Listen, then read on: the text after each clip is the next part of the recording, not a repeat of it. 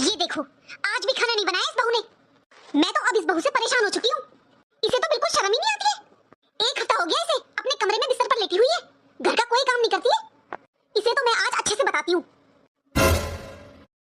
कितने दिनों से मेरी तबीयत खराब है, लेकिन घर में किसी को दिखाई नहीं दे रहा है, और तो और इन्हें भी कोई फर्क नहीं पड़ता। और माँ जी, उन्हें तो बस मेरे काम से मतलब है। अरे एक हफ्ता हो गया मुझे, मेरा बुखार ठीक नहीं हो रहा, मुझसे उठा भी नहीं जा रहा, लेकिन कोई मुझसे पूछता तक नहीं है। मेरी तबीयत खराब है, उठने तक की हिम्मत नहीं है। बहू, क्या हुआ है तुझे? एक हफ्ता हो गया तुझे बिस्तर पर पड़े पड़े, ऐसा भी क्या हो गया? आज भी खाना बनेगा या नहीं? शर्म नहीं आती तुझे? एक हफ्ते से सास खाना बना रही है। कितनी बेशर्म है ये शर्म नहीं आ रही है? सास खाना बना रही है एक हफ्ते से, और कैसी निर्लज्जों की तरह पड़ी हुई है बिस्तर पर। बहू, ये तेरा ससुराल है, मायका नहीं, जो पड़ी है बिस्तर पर आराम से। माँ जी, मेरी तबीयत ठीक नहीं है। माँ जी, मुझे अस्पताल में ले जाकर दिखा दीजिए। मेरी एक हफ्ते से बुखार नहीं ठीक हो रहा है, मेरी तबीयत बहुत खराब है। माँ जी, मुझसे खड़ा भी नहीं हुआ जा रहा है। देख बहू, मेरे घर में नौटंकी नहीं चलेगी। खड़ी होकर खाना बना रही है नहीं? नहीं माँ जी, मुझसे नहीं खड़ा हुआ जाएगा। अच्छा, तो तू नहीं खड़ी होगी? देख मैं तेरी नौटंकी कैसे निकालती हूँ। तेरे बाप के पास फोन करती हूँ अभी। अरे एक सप्ताह से इस बिस्तर पर लेटी हुई है, मुझे नहीं चाहिए ऐसी बहू। हेलो हेलो हेलो बहन जी, नमस्ते। अरे नमस्ते गया भाड़ में। यहाँ आकर के अपनी बेटी को अपने साथ लेकर जाइए, मुझे नहीं चाहिए ऐसी बहू। क्या हुआ है बहन जी? क्या हुआ है? अरे आपने अपनी बेटी को कोई संस्कार दिए हैं या नहीं? इसे यहाँ से लेकर जाइए और ढंग के संस्कार दीजिए, वरना अपनी बेटी को अपने पास ही रखिए। मैं अपने बेटे की दूसरी शादी कर दूंगी। मेरे बेटे के लिए तो आज भी लड़कियां लाइन में लग रही हैं। लेकर जाओ अपनी बेटी को यहाँ से। लेकिन बहन जी, हुआ क्या है? अरे एक सप्ताह हो गया आपकी बेटी को बिस्तर पर आराम करते करते। मैं घर का सारा काम कर रही हूँ। अरे बहू के होते हुए कोई सास काम करती है क्या? माफ कर दीजिए बहन जी, मैं अभी आता हूँ वहाँ पर। मैं समझाता हूँ काजल को, आइंदा मेरी बेटी से कोई गलती नहीं होगी। माफ कर दीजिए बहन जी, उसे एक मौका दीजिए। किसका फोन था जी? आप ऐसे घबराकर किससे बातें कर रहे थे? कहाँ जाने की बोल रहे हैं आप? क्या हुआ बताइए कुछ। सविता जी, वो हमारी काजल की सास का फोन था। उन्होंने साफ साफ कहा है कि अपनी बेटी को यहाँ से लेकर जाओ, मैं अपनी बेटे की दूसरी शादी करा दूंगी। वो ऐसी धमकी दे रही है। मैं जा रहा हूँ सविता जी, मैं जा रहा हूँ अपनी बेटी के पास। अरे ऐसे कैसे बोल सकती है वो मेरी बेटी को? लेकर जाओ, ऐसा क्या हो गया वहाँ पर? लेकिन सच में माँ जी, ऐसी क्या बात हो गई जो उनकी सास ने पापा जी से ऐसे बात की? हेलो, आप जल्दी से घर पर आ जाइए। अरे रेनू, क्या हुआ? वो सब छोड़िए, आप जल्दी से घर पर आ जाइए। अभी अभी पापा जी के पास काजल दीदी की सास का फोन आया था। उन्होंने पापा जी से बहुत बहुत गलत बातें की है। आप जल्दी से आ जाइए, पापा जी वहीं पर गए हैं, आप जाइए उनके साथ। क्या? हाँ जी, आप जल्दी से जाइए वहाँ पर, देखिए ना वहाँ पर हुआ क्या है। ठीक है रेनू, मैं अभी निकलता हूँ ऑफिस से। और सुनो, तुम माँ का ध्यान रखना। माँ जी, आप ऐसे परेशान मत होइए। आइए, आप यहाँ सोफे पर बैठिए, वरना आपकी तबीयत खराब हो जाएगी। बहू, न जाने मेरी बेटी के साथ क्या हुआ होगा वहाँ पर। एक सप्ताह से मेरी बेटी का फोन नहीं मिल रहा है। मैंने भी ध्यान नहीं दिया बहू। मैंने सोचा मेरी बेटी घर के कामों में व्यस्त होगी, क्यों परेशान करना, इसलिए मैंने ध्यान नहीं दिया। मेरी ही गलती है सारी। पता नहीं वहाँ मेरी बेटी के साथ क्या हुआ है। बहू, मुझे बहुत टेंशन हो रही है। क्या हुआ है मेरी बेटी के साथ? मेरी बेटी ठीक तो है ना? माँ जी, सबसे पहले तो आप शांत हो जाइए। आप इतनी टेंशन मत लीजिए माँ जी। अगर आप ऐसे करेंगे तो काजल दीदी को कौन संभालेगा? सब कुछ ठीक ही होगा माँ जी। और अब आपके बेटे भी गए हैं ना वहाँ पर, पापा जी और ये दोनों संभाल लेंगे बात को। आप टेंशन मत लीजिए माँ जी, आप थोड़ा आराम कर लीजिए। बहन जी, आ गए आप लोग। मुझे तो ये समझ में नहीं आता है कि कौन सा मुंह लेकर आ जाते हो आप लोग बार बार। आज आप मुझे ये बताइए कि आपने अपनी बेटी को कौन से संस्कार दिए हैं? अरे ना तो उसमें बोलने का ढंग है, ना उसमें रहने की तमीज है, ना ही वो अच्छे घर की बहू लगती है। घर का काम वो करती नहीं है। आपको थोड़ी बहुत शर्म नहीं आई उस जाहिल गवार की शादी मेरे बेटे से करने के लिए? आपको थोड़ी बहुत भी शर्म नहीं आई क्या? आपने मेरे बेटे की जिंदगी बर्बाद कर दी। अरे मेरे लड़के के लिए एक से लड़कियों के रिश्ते की लाइन लगी हुई थी। पहली बार मेरे पापा की किसी ने ऐसी बेइज्जती की है, और मैं कुछ कर भी नहीं सकता, क्योंकि ये मेरे बहन की ससुराल है। हम लड़की वाले हैं ना। अगर इनकी जगह कोई और होता ना, तो आज मैंने मुंह तोड़ दिया होता। मेरे पापा की इतनी बेइज्जती। अरे शर्म कीजिए, थोड़ी शर्म कीजिए। ये बेटी को पैदा ही किया था मेरा घर बर्बाद करने के लिए। ना खाना बनाने का ढंग है, ना ही घर का कोई काम करने का ढंग है। और तो और आपकी बेटी को मैं दो लोगों के बीच में नहीं बिठा सकती हूँ, क्योंकि उसमें बात करने का ढंग भी नहीं है। अनपढ़ गंवार जाहिल है वो, जाहिल। लेकिन नहीं बेटा, ये तुम्हारी बहन की ससुराल है। यहाँ पर गुस्सा मत दिखाना, हमें शांति से ही मामले को सुलझाना होगा। तुम शांत रहो। अरे वो तो शुक्र है कि आपकी बेटी को मेरी जैसी सास मिली है। अगर मेरी जगह कोई और होती ना, तो आपकी बेटी की हालत खराब कर देती। अब यहीं पर खड़े रहोगे क्या? जाओ अपनी बेटी से मिल लो कमरे में जाकर। एक सप्ताह से पड़ी है बेड पर। अच्छे से समझाना अपनी बेटी को और ना समझे तो अपने साथ लेकर जाओ उसे। महीने, 2 महीने, 4 महीने, जितने दिन अपने पास रखनी है ना रखो, पर उसे संस्कार देकर भेजना मेरे घर। देखिए भाई साहब, मैं आपको 1 साल का टाइम देती हूँ। अपनी बेटी को अपने साथ लेकर जाइए और उसे अच्छे से ढंग से संस्कार दीजिए, फिर मेरे घर भेजना। और वो ना सुधरे तो हमेशा अपने पास ही रखना। और हाँ, ध्यान रखना, 1 साल के बाद मैं 2 मिनट नहीं लगाऊंगी अपने बेटे की दूसरी शादी करने में। मेरा आपकी बेटी से कोई वास्ता नहीं रहेगा, उसके लिए इस घर के दरवाजे बंद हो जाएंगे। अब जाइए, मिलिए अपनी बेटी से। काजल, काजल बहन। पापा, पापा मेरी कोई गलती नहीं है पापा। पापा ये लोग इंसान नहीं है, ये राक्षस है, राक्षस। आप खुद देख लीजिए पापा मेरी हालत। मुझे पिछले 8 दिनों से बुखार है, लेकिन किसी ने एक टैबलेट तक लाकर नहीं दी है।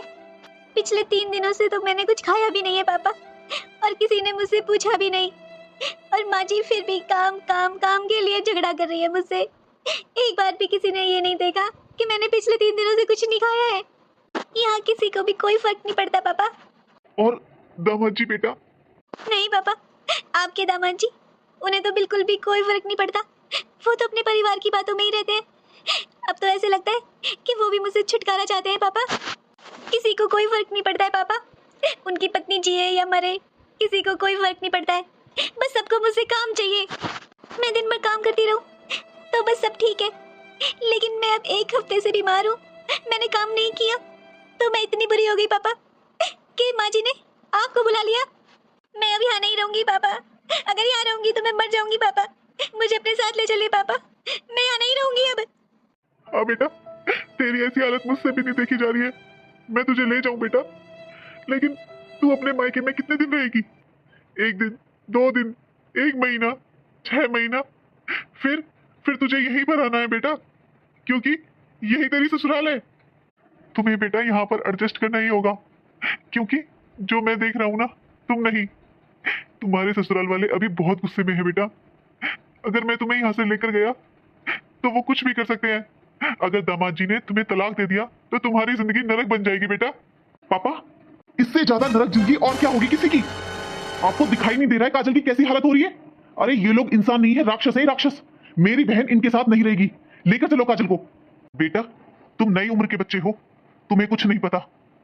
बेटा, इस समय जोश से नहीं, होश से काम लेना चाहिए हमें। ये काजल की जिंदगी का सवाल है, इसलिए तुम शांत रहो और मुझे देखने दो मुझे क्या करना है। काजल, मैंने कभी भी तुम दोनों बच्चों में कोई फर्क नहीं किया। जितना प्यारा मुझे बेटा है ना, उतनी ही प्यारी तुम हो काजल। लेकिन तुम समझ नहीं रही हो बेटा। अगर मैं तुम्हें अपने साथ ले गया ना अभी, तो बहुत बुरा होगा। लेकिन एक काम हो सकता है बेटा, मैं यहाँ तुम्हारे ससुराल वालों के पास रुकता हूँ और तुम अपने भाई के साथ जाकर दवाई ले आओ। एक बार तुम ठीक हो जाओगी ना बेटा, तो सब कुछ ठीक हो जाएगा, सब कुछ पहले जैसा हो जाएगा। नहीं पापा, आप गलत समझ रहे हैं। आपको समझ में नहीं आ रहा है पापा। ये लोग आपको बेवकूफ बना रहे हैं। ये मैं बीमार हूँ इसलिए लड़ाई झगड़ा नहीं कर रहे हैं। ये तो पापा जी जब मैं ठीक थी ना, तब भी मेरे साथ ऐसे व्यवहार करते थे। मैं सारा दिन घर का काम करती हूँ, लेकिन माँ जी कभी खुश नहीं होती है। और ये आपके दामाद जी, ये तो मेरे अच्छे काम को भी अच्छा नहीं बोलते। हर वक्त मुझे जाहिल गवार बोलते हैं। अपने दोस्तों के सामने मेरी बेइज्जती करते हैं पापा। मुझे नहीं रहना पापा यहाँ पर, आप बस मुझे ले चलिए पापा। ठीक है बेटा, मैं तुम्हें ले चलता हूँ अपने साथ, लेकिन कितने दिन तुम अपने मायके में रहोगी? लौट कर तो तुम्हें यहीं पर आना है ना बेटा। हम समाज में रहते हैं बेटा, और समाज में ना हर बेटी की मायके से डोली उठती है और ससुराल से अर्थी। और हम अगर समाज से अलग चलने लगे ना बेटा, तो समाज वाले हमारा जीना दुश्वार कर देंगे, हमारा जीना मुश्किल हो जाएगा। बेटा जा, अपनी बहन को डॉक्टर के दिखा कर ला। तब तक मैं यहीं पर हूँ, बात संभालता हूँ। नहीं लेकर गए ना इसे? सोचा था थोड़ी बहुत तो शर्म होगी इन लोगों में, ले जाएंगे इस मनहूस को मेरे घर से। लेकिन नहीं, मैं इस गवार को अपने बेटे की जिंदगी से निकाल कर ही रहूंगी। ये लोग क्या समझते हैं, मैं इस महारानी की सेवा करूंगी? सेवा करेगी मेरी जुत्ती। अरे आप लोग आ गए? कैसी है जी मेरी बच्ची? आप ऐसे जल्दबाजी में भाग कर गए थे वहां पर, क्या हुआ है वहां पर? कुछ बोलिए, आप ऐसे चुपचाप क्यों खड़े हुए हो? क्या बताऊं सविता जी, बेटी का बाप हूं ना, इसलिए बहुत मजबूर हूं। मैं अपनी बेटी की तकलीफ में भी उसका साथ नहीं दे सकता। मेरी बेटी बार बार मुझसे बोल रही थी, पापा मुझे यहाँ से ले चलिए, लेकिन मैं इतना मजबूर था, मैं उसे नहीं लाया। उसकी सास ने तो एक ही धमकी दी है कि वो अपने बेटे की दूसरी शादी करा देगी। मेरी बेटी बहुत तकलीफ में है सविता। मैंने कभी नहीं सोचा था कि मेरी बेटी को ऐसा परिवार मिलेगा आज मेरी बेटी बहुत तकलीफ में है सविता। आज जैसी हालत में मैं मेरी बेटी को वहां छोड़कर आया हूं ना, बस मेरा दिल ही जानता है। ऐसी हालत में भी दीदी को वहां पर छोड़ा है, कैसे पिता है ये पापा जी ने अच्छा नहीं किया। सुनिए जी, मैं पापा जी का तो समझ सकती हूँ कि वो समाज की कितनी फिक्र करते हैं, लेकिन आपको क्या हुआ? आप अपनी बहन को वहां पर कैसे छोड़कर आ गए? आपको काजल दीदी को लाना चाहिए था। रेनू, तुम्हें क्या लगता है मैं अपनी बहन की ऐसी हालत देखकर खुश हूँ? लेकिन पापा ने आज मेरी एक नहीं चलनी थी। मेरा दिल जानता है मैं काजल को कैसी हालत में छोड़कर आया हूँ। अच्छा, तो ये पापा जी कुछ करने नहीं दे रहे हैं ना? लेकिन मैं भी दीदी को ऐसी हालत में नहीं छोड़ूंगी। हेलो भाभी, भाभी आप, भाभी अभी आप मुझसे कोई बात मत कीजिए, क्योंकि मेरी अभी ऐसी हालत नहीं है जो मैं आपसे बात कर सकूं। ये काजल दीदी की कैसी हालत हो गई है? जब वो फोन पर भी ढंग से बात नहीं कर सकती हैं, तो उनकी कैसी हालत हो रही होगी? एक मेरा ससुराल है जो मुझे यहाँ आज तक ये महसूस नहीं होने दिया कि मैं इस घर की बहू हूँ, और एक वो दीदी जो इतने प्यार से इस घर में गुड़िया की तरह पली है, उनकी ऐसी हालत, उनको ऐसे ससुराल वाले मिले। दीदी ने कभी भी मुझे भाभी की तरह नहीं रखा, मुझे कभी ये एहसास हुआ ही नहीं कि वो मेरी ननद है। हमेशा हम दोनों बहनों की तरह रहते थे। ये क्या हो गया उनके साथ? नहीं, लेकिन मैं दीदी के साथ ऐसा नहीं होने दूंगी। सुनिए जी, आप मेरे साथ चलिए दीदी के घर। लेकिन रेनू, किस लिए? आप बस चलिए मेरे साथ अभी का अभी। भाभी आप? हाँ दीदी, बहुत झेल लिया आपने, बस बहुत हुआ। सुनिए जी, लेकर चलिए जल्दी दीदी को, इन्हें हॉस्पिटल में एडमिट कराना है। ये क्या हो रहा है मेरे घर में? क्यों माँ जी, आपको दिखाई नहीं दे रहा है क्या हो रहा है? अगर आप अपनी बहू को डॉक्टर के नहीं दिखाओगे तो क्या हम मरने दें उन्हें? अरे वो हमारे घर की बेटी है, हम दिखाएंगे उन्हें डॉक्टर के। वैसे ये फर्ज तो दामाद जी का था, लेकिन आपने अपने बेटे को ऐसे संस्कार दिए ही नहीं है माँ जी। मजबूरन इनके भाई और भाभी को आना पड़ा है यहाँ पर। जिस दिन ये सब आपकी बेटी के साथ होगा ना माँ जी, उस दिन पता चलेगा एक बहू का दर्द। और वैसे मेरे पास अभी आपसे बहस करने का टाइम नहीं है। चलिए जी, जल्दी लेकर चलिए दीदी को। वैसे डॉक्टर साहब, हुआ क्या है मेरी बहन को? देखिए, आपकी बहन को टाइफाइड और मलेरिया दोनों एक साथ हुए हैं, और आपकी बहन ने शायद कई दिनों से अच्छे से खाना नहीं खाया है, तो उनके अंदर बहुत कमजोरी आ चुकी है। इन्हें कुछ दिन यहीं पर रखना पड़ेगा और आपकी बहन बिल्कुल ठीक हो जाएंगी। हेलो पापा, पापा मैं आपके पास एक व्हाट्सएप पर एड्रेस भेज रहा हूँ, आप माँ को लेकर यहाँ पर आ जाइए जल्दी से। काजल? पापा, डॉक्टर ने ब्लड टेस्ट किया था तो काजल के टाइफाइड और मलेरिया दोनों एक साथ हो गया है। उस दिन काजल को यहीं पर रखना पड़ेगा, लेकिन अब वो खतरे से बाहर है, वो जल्दी ही ठीक हो जाएगी। लेकिन बेटा, तूने बात को और बढ़ा दिया है। तू जानता है ना इसकी सास को, वो कितने गुस्से वाली है। अगर उसने कुछ उल्टा सीधा कदम उठा लिया तो क्या करेंगे हम सब? तूने एक बार ये कदम उठाने से पहले मुझसे पूछा भी नहीं। पापा जी, क्या हम दीदी को ऐसी हालत में वहीं पर रहने देते? पापा जी, अब दीदी का अच्छे से ट्रीटमेंट होगा और वो ठीक हो जाएंगी। बहू, तुम दोनों ने अभी दुनिया नहीं देखी है, तुम दोनों बच्चे हो, तुम दोनों ने सब कुछ खराब कर दिया आज। अब मुझे ही कुछ करना पड़ेगा। हेलो बहन जी, बहन जी, काजल को मेरे बेटे ने हॉस्पिटल में एडमिट करवा दिया है। तो भाई साहब, हमें किस लिए बता रहे हो? अरे आपने एडमिट कराया तो आप ही ध्यान रखो, आपकी बेटी है, करो मन की तसल्ली पूरी। वैसे भी हम तो उसे यहाँ परेशान करते हैं ना, हम तो ध्यान ही नहीं रखते, तो हमारी वहाँ पर क्या जरूरत है? और भाई साहब, वैसे आपको जितनी बेइज्जती करवानी थी वो आपने अपनी बहू से करवा ली। अब उससे कहना वही करेगी अपनी ननद की देखभाल। रखिए अपनी बेटी को अपने पास। लेकिन बहन जी, बहन जी, मैं अपने पूरे परिवार की तरफ से आपसे माफी मांगता हूँ, हमें माफ कर दीजिए बहन जी। लेकिन आप और दामाद जी अगर हॉस्पिटल आ जाते तो शायद काजल को बहुत अच्छा लगता, वो जल्दी ठीक हो जाएगी। देखिए भाई साहब, वहाँ आकर मैं आपकी बेटी की सेवा नहीं कर सकती, अपनी बेटी की देखभाल आप खुद कीजिए। और रही बात मेरे बेटे की और मेरी, तो हमारे पास इतना फालतू समय नहीं है जो हम हॉस्पिटल पर आकर बर्बाद करेंगे। जब आपकी बेटी पूरी तरह ठीक हो जाए ना, तो छोड़ जाना यहाँ पर। जैसे आपका बेटा और बहू यहाँ से लेकर गए हैं ना उसे, उनसे बोलना ऐसे ही छोड़ जाएंगे। पापा जी, फोन मुझे दीजिए। देखिए माँ जी, फिलहाल तो काजल दीदी बिल्कुल ठीक नहीं है, लेकिन जब वो अच्छी हो जाएंगी, ठीक हो जाएंगी, तो पूरे मान सम्मान के साथ आकर लेकर जाना उन्हें, क्योंकि वो आपके घर की बहू है। और रही बात दामाद जी की, तो उन्हें तो यहाँ आना ही पड़ेगा, क्योंकि उनकी पत्नी एडमिट है यहाँ पर।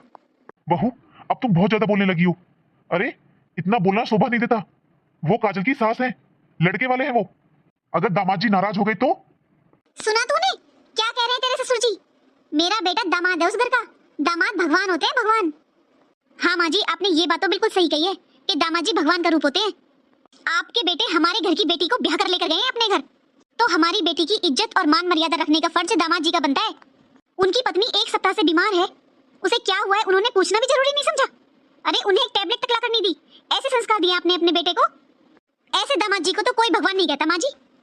ऐसा है बहू, मैं ये जानती हूँ कि तू बहुत तेज है, लेकिन ये जुबान ना मुझसे मत लड़ाना। अरे तू मुझे पहचानती नहीं है। और सुन, जैसे लेकर गई है ना वैसे छोड़ जाना अपनी ननद को, वरना रखना पूरी जिंदगी अपने पास। हमें नहीं है उसकी जरूरत। अच्छा आंटी जी, और क्या करेंगी आप? अपने बेटे की दूसरी शादी करेंगी? ठीक है, करा कर दिखाओ। शायद आप भूल गई हो आंटी जी कि मेरे पापा पुलिस में है।